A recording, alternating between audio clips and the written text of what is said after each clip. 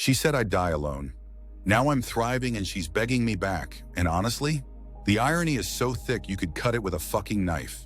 But let me back up because this beautiful, twisted, karma-soaked story starts 3 years ago when I thought Sarah Martinez was the love of my life. God, I can still taste the metallic shock that flooded my mouth that Tuesday night. You know that moment when your whole world tilts sideways and suddenly nothing makes sense anymore? When your brain scrambles to process information that doesn't compute? I'd come home early from my soul-crushing accounting job. Surprise, surprise. With takeout from that Thai place Sarah loved. The one where she always got pad Thai with extra peanuts, and I'd get green curry that made my eyes water. I was actually excited, thinking maybe we could watch Netflix and I could work up the courage to finally talk about moving in together officially. The apartment was quiet. Too quiet. Her laptop was open on the kitchen counter, screen still glowing. And there it was. A Facebook message thread that made my stomach drop straight through the floor. Can't wait to see you tonight. Mark doesn't suspect anything. Mark. That's me, by the way. Mark fucking Stevens, certified idiot. My hands started shaking as I scrolled up through months of messages. Months. Ben Kowalski, my best friend since college, the guy who'd been my best man at my hypothetical future wedding, had been fucking my girlfriend for 6 goddamn months. The messages were everywhere. Details about hotel meetups when I worked late. Jokes about how clueless I was. Plans for their weekend getaway to Vermont while I thought she was visiting her sister. My vision literally blurred. Everything went fuzzy around the edges like someone had smeared Vaseline on a camera lens. The takeout containers slipped from my numb fingers and splattered across the kitchen floor. Pad Thai noodles spreading like some kind of metaphor for my exploding life. I sank into one of our mismatched kitchen chairs, the blue one she'd found at a garage sale and insisted we needed, and just stared at that screen until the words started swimming together. The worst part? The absolute worst fucking part? The thread from 2 weeks earlier where she wrote, I feel so bad sometimes, but honestly, Mark is kind of pathetic. Like he's so desperate to make this relationship work that he doesn't even see what's right in front of him. Sometimes I think he'd rather die alone than face reality. Die alone. Those words hit me like a physical blow. My chest actually tightened, like someone was squeezing my ribs in a vice. I could feel my heartbeat in my ears, this rushed whooshing sound that made everything else fade to background noise. Ben had responded with one of those crying, laughing emojis, and poor guy has no clue. But hey, his loss is my gain, right? I think I sat there for 2 hours just reading and rereading those messages, letting the betrayal soak into my bones like poison. My brain kept trying to rationalize it, you know? Maybe it was some kind of joke. Maybe they were planning a surprise party, and this was all some elaborate ruse. But no, the photos they'd sent each other told a different story. Photos that made my skin crawl. Photos of them in restaurants I'd never been to. In bed together, Ben wearing the cologne I'd bought him for Christmas.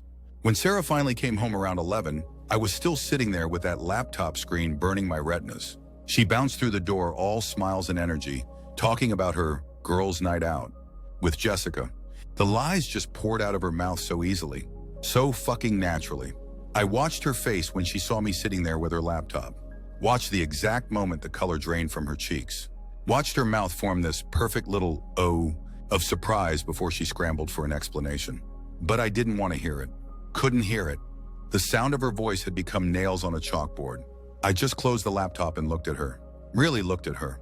This woman I'd been planning a future with. This woman I'd been ready to propose to next month with the ring I'd been hiding in my sock drawer for 3 weeks. She knew. I could see it in her eyes. That mixture of guilt and panic and something else. Relief. Like maybe she was tired of pretending too. The next 20 minutes were a blur of shouting and crying and accusations flying back and forth. She tried to flip it on me naturally. Said I was never around, that I didn't pay attention to her, that Ben understood her in ways I never could. You're so focused on your boring job and your boring life that you can't see what's right in front of you. She screamed, mascara streaming down her face. Maybe if you actually tried to be interesting, this wouldn't have happened. Interesting. Right. Because apparently having a stable job and wanting to build a life together wasn't interesting enough. The final blow came when she grabbed her overnight bag and headed for the door. She turned back, tears gone, face cold as winter, and delivered the line that would haunt me for months. You know what, Mark? You're going to die alone. You're too boring, too safe, too forgettable for anyone to actually love. I'm doing you a favor by leaving now before you waste any more of my time. Die alone. There it was again. The door slammed. She was gone. Ben, my best friend, my fucking best friend, picked her up 20 minutes later. I watched from the window as they drove away together, probably to celebrate their freedom from pathetic, boring Mark. I didn't eat for 2 days, couldn't keep anything down. My body felt like it was rejecting reality itself. I called in sick to work and just lay on the couch where Sarah and I used to watch movies, staring at the ceiling and trying to figure out how everything had gone so spectacularly wrong. The worst part wasn't even the cheating. It was the realization that I'd been living in a complete fantasy. Everything I thought I knew about my life, my relationships, my future, all of it was built on lies. I was like one of those cartoon characters who runs off a cliff but doesn't fall until they look down. Well, I'd looked down, and I was falling fast. For weeks, I tortured myself with questions. How long had Ben been planning this? When did Sarah stop loving me? Was there ever a moment when our relationship was real, or had I been a placeholder from the beginning? My friends were the ones who weren't Ben, tried to help. They'd take me out for drinks and tell me I was better off without her, that she wasn't worth it, that I'd find someone better. But late at night, alone in that apartment that still smelled like her perfume, those words echoed in my head like a broken record. You're going to die alone. Maybe she was right. Maybe I was too boring, too predictable, too fucking forgettable for anyone to actually love. That's what I believed for exactly 73 days. I counted, because on day 74, something shifted. I was throwing away the last of Sarah's stuff, a hair elastic she'd left on the bathroom counter, and some shampoo that smelled like coconut, when I caught myself in the mirror. I looked like shit, complete and total shit, unshaven, hollow-eyed, wearing the same sweatshirt for the 4th day in a row. I looked like exactly the kind of pathetic loser Sarah had said I was. And something inside me snapped. Not broke, snapped. Like a rubber band that had been stretched too far and finally decided to fight back. Fuck that, I thought, staring at my reflection. Fuck all of that. Sarah wanted to write me off as forgettable. Ben wanted to steal my life and laugh about it. They wanted to paint me as some pathetic loser who'd die alone and unloved. Fine, let them think that. Let them get comfortable in their little bubble of superiority. Because I was about to prove them spectacularly, devastatingly wrong. And the best part, they were going to help me do it. The plan didn't come to me all at once like some movie montage. It grew slowly, organically, like a fucking beautiful cancer spreading through my thoughts until it consumed everything. But first, I had to get my shit together. Because here's the thing about revenge, and I mean real, soul-crushing, life-altering revenge. It requires patience. It requires you to be better than you've ever been. It requires you to become someone your enemies don't see coming. So I started with the basics. The gym. God, I hadn't set foot in a gym since college. But Sarah's words about me being boring and forgettable were like a constant itch I couldn't scratch. Every time I wanted to quit, every time my muscles screamed and my lungs burned, I'd hear her voice. You're going to die alone. And I'd push harder. 3 weeks in, my neighbor, Mrs. Chen, commented that I looked different, healthier. 6 weeks in, my reflection started looking like someone I actually recognized.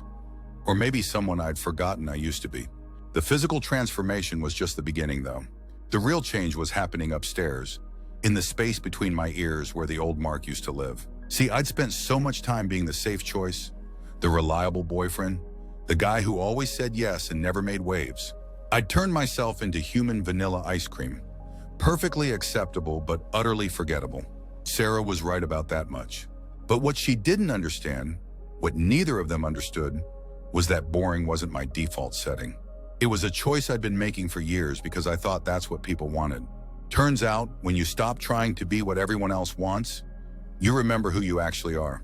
I started small, bought clothes that actually fit instead of hiding in oversized button-downs. Got a haircut that cost more than $50. Learned how to cook something other than scrambled eggs and ramen.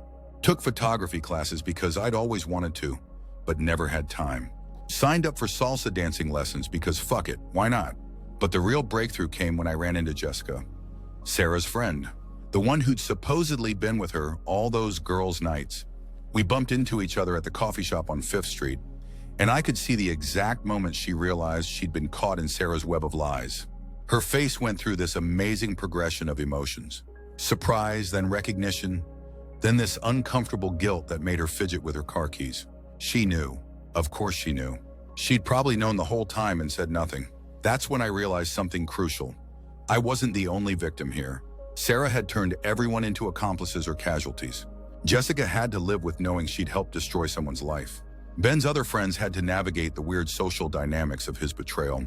Even Sarah's family, who'd always liked me, were probably wondering what the hell had happened.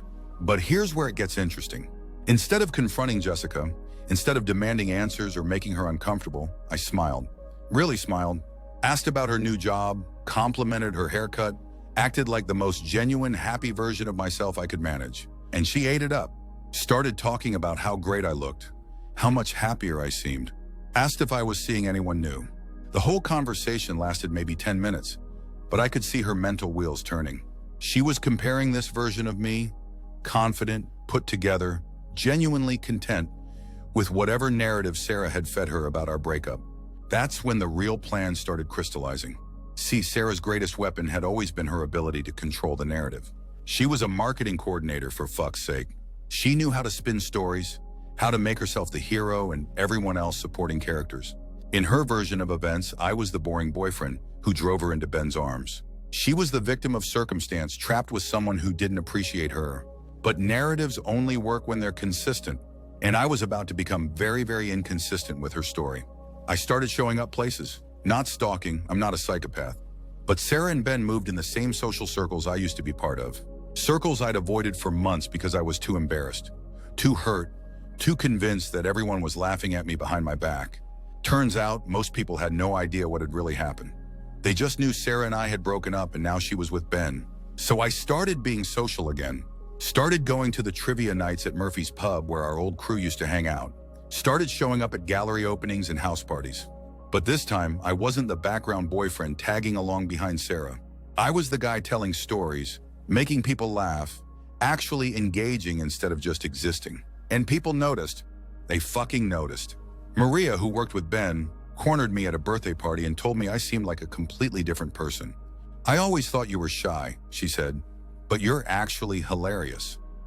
David, one of Ben's gym buddies, asked if I wanted to grab drinks sometime. Even Tom, Sarah's fucking cousin, started texting me memes. Each interaction was a tiny crack in the foundation of Sarah's narrative. Each laugh, each new connection, each moment where I proved I wasn't the forgettable loser she'd painted me as. It all added up. But the real genius of the plan wasn't about changing people's opinions of me. It was about letting Sarah see the change happen in real time.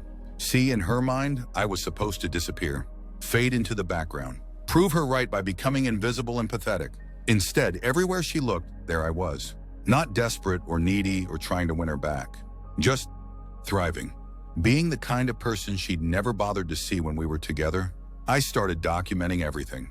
Not obsessively, not like some creepy surveillance operation. Just living my life and letting social media tell the story. Photos from hiking trips I was actually taking instead of just talking about.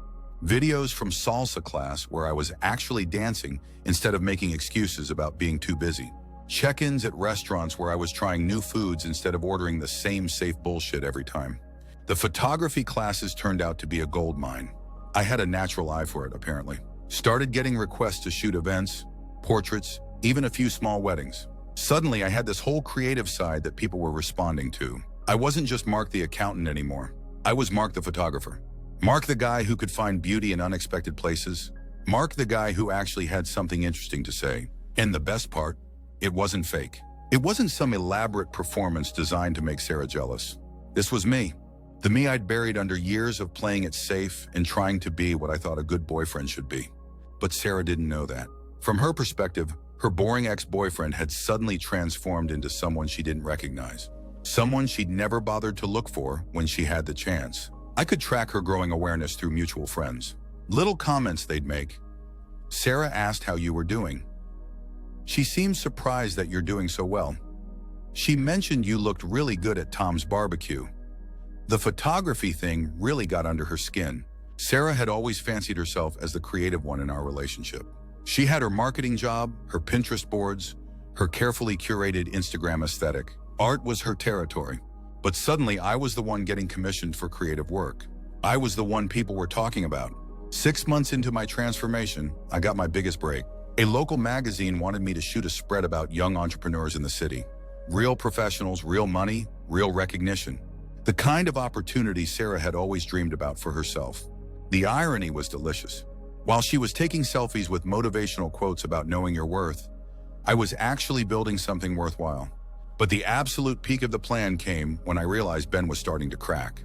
See, Ben had won the prize. He'd gotten the girl, proven he could steal his best friend's life, and established himself as the alpha in our former social circle. But here's the thing about stolen prizes. They only feel valuable when the person you stole them from wants them back. And I very clearly didn't want Sarah back. I could see it in his face at social gatherings. The way he'd watch me interact with people, laugh at my jokes, command attention in a way I never used to. The way he'd try to one-up my stories or insert himself into conversations I was dominating. He was like a dog that had stolen a bone, only to realize the other dog had found a whole steak. Sarah was picking up on it too. I could see her studying me when she thought I wasn't looking, trying to reconcile the person in front of her with the boring boyfriend she'd left behind. There was something in her expression I'd never seen before: uncertainty. For the first time in her life, Sarah Martinez wasn't sure she'd made the right choice. That's when I knew the plan was working. But I wasn't ready to pull the trigger yet. No, this required perfect timing. Because the goal wasn't just to make them regret their choices.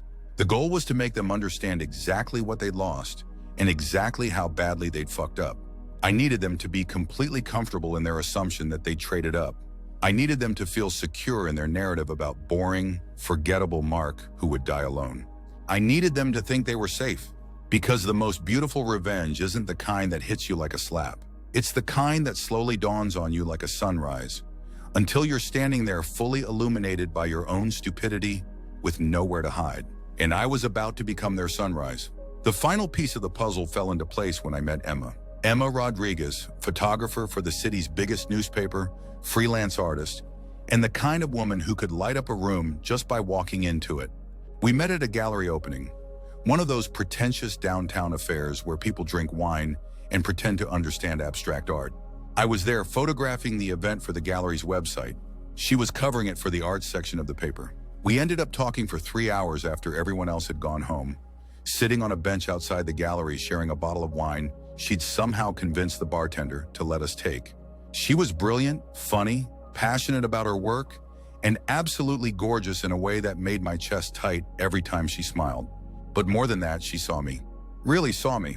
Not the safe, boring version I'd been with Sarah, and not the carefully constructed, confident version I'd been building. She saw all of it. The hurt, the growth, the determination, the genuine person underneath all the layers. When she kissed me that night, soft and wine-sweet under the streetlights, I realized something profound. Sarah had been wrong about everything. I wasn't going to die alone. I wasn't forgettable. I wasn't boring. I was just with the wrong fucking people. But I didn't tell Emma about Sarah and Ben. Not yet. That story was still mine to finish. Because here's what Sarah and Ben didn't understand about revenge. It's not about hurting people. It's about truth. It's about consequences. It's about letting people see exactly who they are and what they've done without the comfortable lies they tell themselves. And I was about to give them the clearest view of themselves they'd ever had. The execution began on a Thursday in October, exactly 18 months after Sarah had walked out of my life. The irony of the timing wasn't lost on me. It was the same week she'd originally planned to move in with me officially, back when I was still the pathetic safety net she could fall back on. Instead, I was standing in the gallery district downtown, setting up for the biggest photography exhibition of my career. Rising Voices, Portraits of Resilience. A solo show featuring my work documenting people who'd overcome major life challenges. Recovery addicts, abuse survivors, immigrants building new lives, people who'd lost everything and found themselves stronger on the other side. The gallery owner, Patricia Hoffman, had been pursuing me for months after seeing my magazine work. This wasn't some coffee shop showing with wine and cheese cubes. This was the Meridian Gallery, the kind of place where actual art critics showed up and pieces sold for real money. The kind of place Sarah used to drag me to when she was trying to network her way into the city's creative scene. I could feel my heart hammering against my ribs as I hung the final piece. A portrait of Mrs. Chen from my building, who'd fled Vietnam with nothing and built a life here through pure determination. The lighting was perfect, casting shadows that made every wrinkle on her face tell a story of resilience.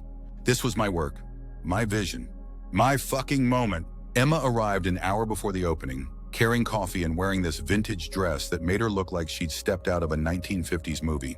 She found me obsessing over the placement of a piece I'd already moved 3 times. "It's perfect," she said, wrapping her arms around my waist from behind. "Stop overthinking."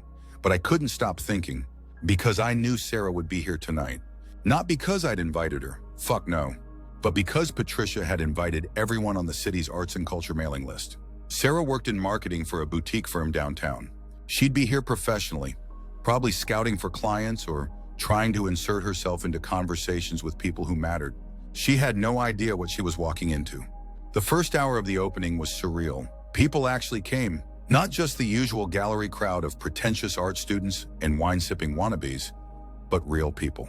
Art collectors, magazine editors, other photographers whose work I'd admired from afar. They stood in front of my photos, and talked about technique and emotion and artistic vision. A critic from the city paper spent 20 minutes discussing the way I'd captured light in a portrait of a homeless veteran. A collector asked about purchasing 3 pieces. This wasn't some participation trophy bullshit. This was recognition for actual talent, actual work, actual growth. Emma stayed close but let me have my moments, occasionally squeezing my hand when she could see I was getting overwhelmed.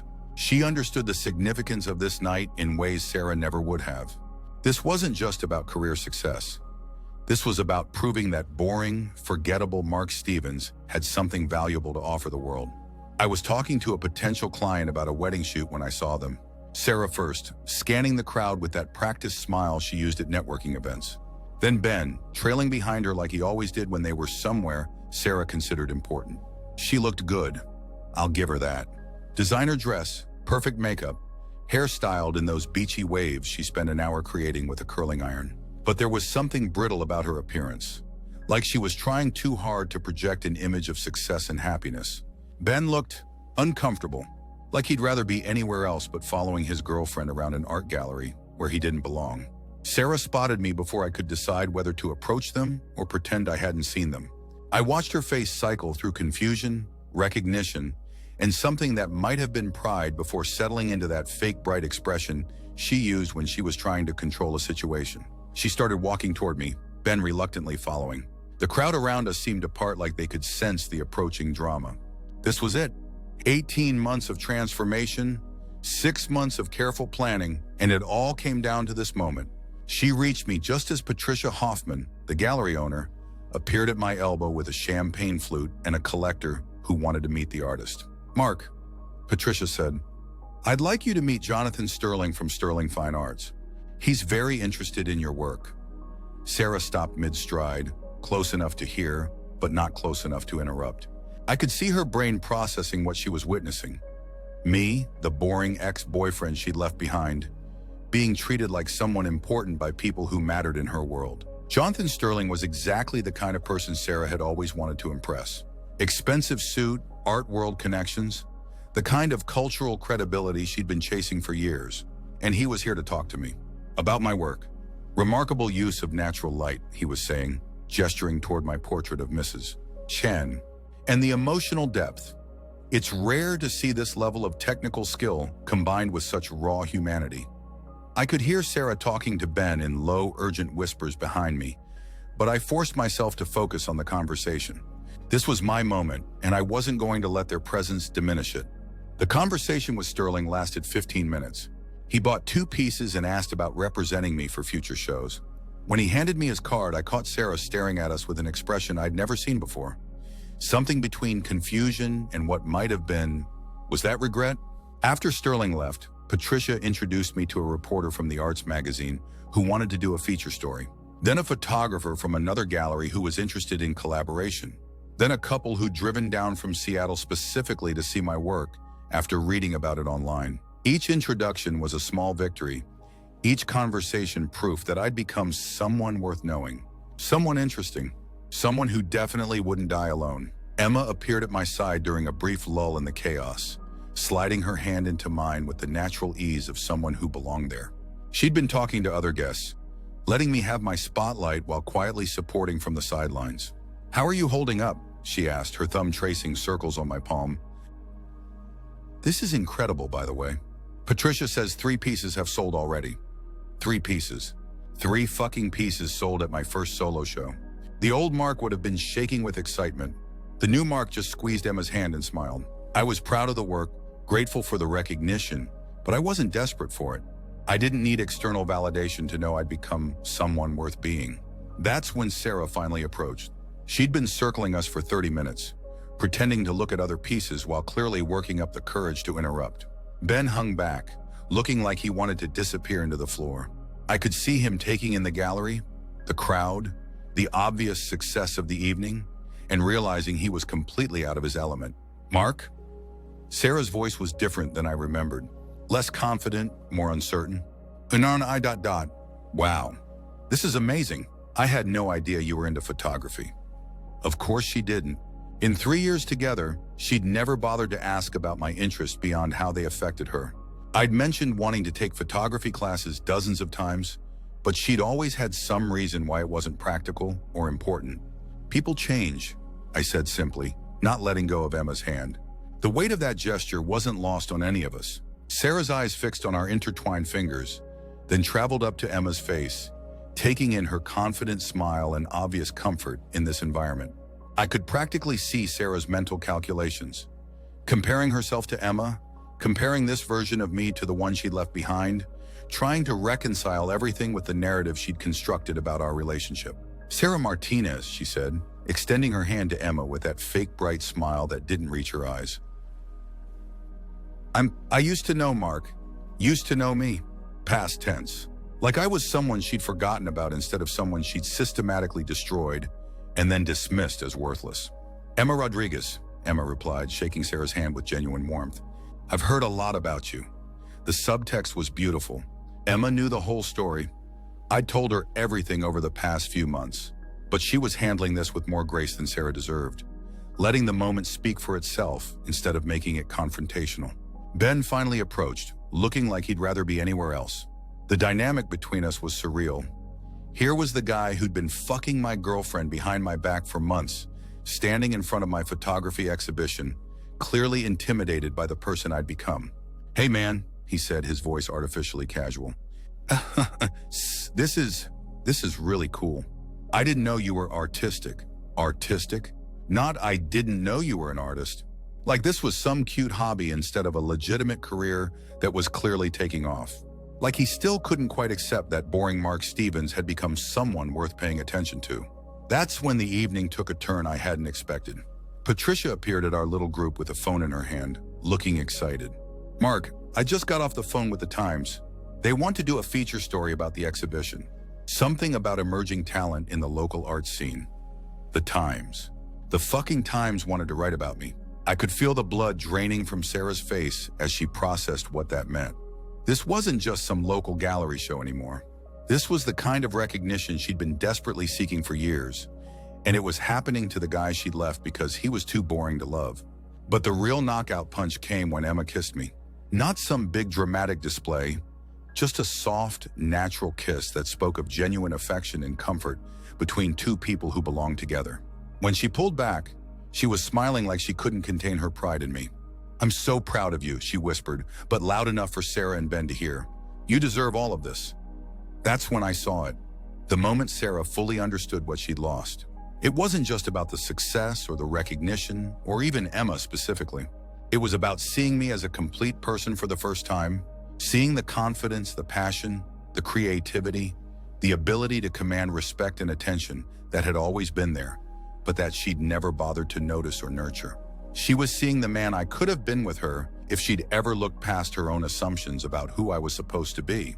The conversation continued for a few more painful minutes, with Sarah asking increasingly desperate questions about my work, my process, my plans. She was trying to establish some connection to my success, some way to insert herself into the narrative of my transformation.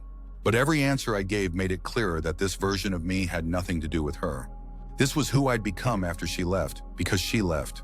I should probably get back to the other guests. I finally said, not unkindly but with finality.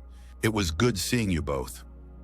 As we walked away, I caught Sarah grabbing Ben's arm, her voice urgent and panicked. Why didn't you tell me he was like this now? Ben's response was lost in the gallery noise, but his body language said everything. Defensive, frustrated, caught off guard by developments he clearly hadn't seen coming. The rest of the evening passed in a blur of handshakes and business cards and conversations about future opportunities. By the time we locked up the gallery, 5 pieces had sold, and I had commissions lined up for the next 3 months. Emma and I walked to her car in comfortable silence, the weight of the evening settling around us like a warm blanket. But the real victory had nothing to do with sales or recognition or even Sarah's obvious regret. The real victory was the realization that I genuinely didn't need her to validate my worth anymore. I'd become someone I was proud to be, independent of anyone else's opinion or approval. That night, lying in bed with Emma's head on my chest, I felt something I hadn't experienced in years: complete contentment with who I was and where my life was heading. Sarah had been wrong about everything. I wasn't boring, I wasn't forgettable, and I definitely wasn't going to die alone. But the story wasn't over yet, because Sarah, it turned out, wasn't done with me. 3 days later, my phone started buzzing with messages I never thought I'd receive. Messages that would complete my revenge in ways I'd never imagined possible, proving that sometimes the best payback is simply becoming so undeniably successful that your enemies have no choice but to acknowledge what they lost. The first message arrived on Sunday morning, while Emma and I were having coffee and going through the reviews of my exhibition. 3 local papers had covered it, and the feedback was overwhelmingly positive. My phone buzzed with a text from an unknown number, but the message made my blood run cold. "Hey, it's Sarah. I got your number from Tom. Can we talk?" I think I made a huge mistake. I stared at the screen for a full minute, reading and rereading those words. Emma noticed my expression and raised an eyebrow. "Everything okay?" I showed her the message. She read it, then looked at me with a mixture of amusement and something that might have been sympathy. "She actually thinks she can just come back." "Apparently," I said, already formulating my response. But before I could type anything, another message appeared. "I know this is probably weird after everything, but seeing you the other night, I realized I never really knew who you were. I think we could have something amazing together now." Now that I was successful and interesting and worth being seen with. Now that I'd proven I wasn't the boring, forgettable loser she'd painted me as. Now that other people wanted me, she wanted me too. The audacity was breathtaking. Emma leaned against my shoulder, reading the messages. "What are you going to say?" I looked at this woman who'd seen my worth from the beginning, who'd supported my dreams and celebrated my successes without trying to claim credit for them, who'd never made me feel like I needed to be someone else to deserve love. The answer was obvious. "Nothing," I said, deleting the messages without responding. "I'm going to say absolutely nothing. Because that's the most powerful response to someone who thinks you'll always be available for their convenience, proving that you've moved so far beyond them that they're not even worth acknowledging."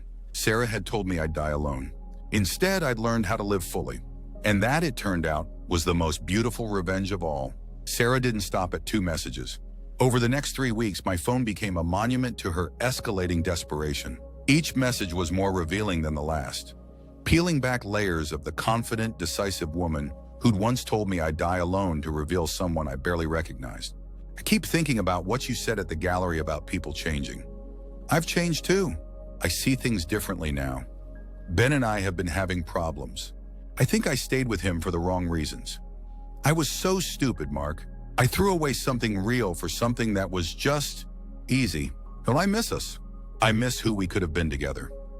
The messages went from apologetic to nostalgic to increasingly frantic.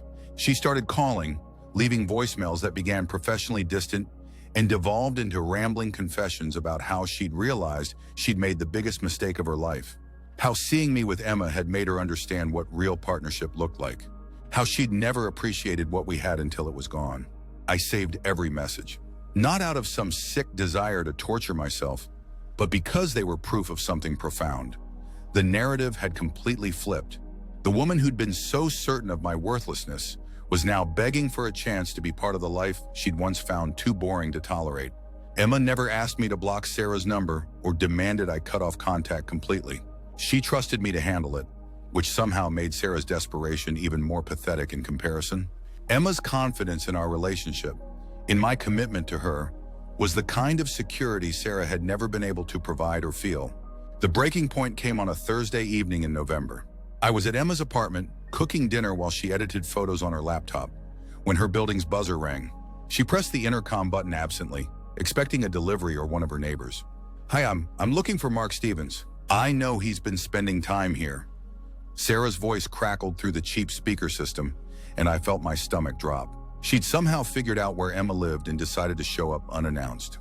The level of boundary crossing was stunning, even for someone who'd already demonstrated a complete lack of respect for other people's autonomy. Emma looked at me, eyebrows raised.